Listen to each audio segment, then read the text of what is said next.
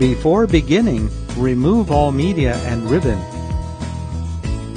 Clean the media sensors using compressed air.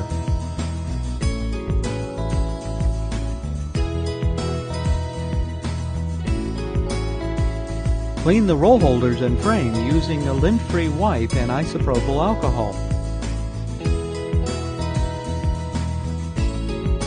Wipe the areas thoroughly to remove all paper dust and accumulated adhesive.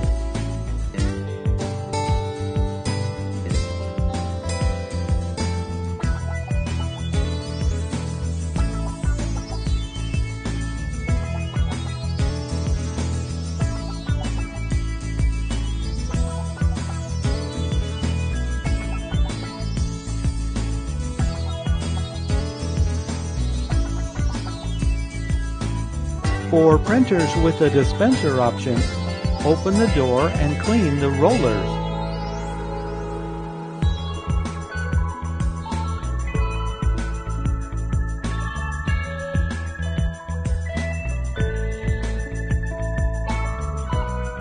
Use a cotton swab moistened with alcohol to clean off any adhesive buildup on the media guides, roll holders, and other areas.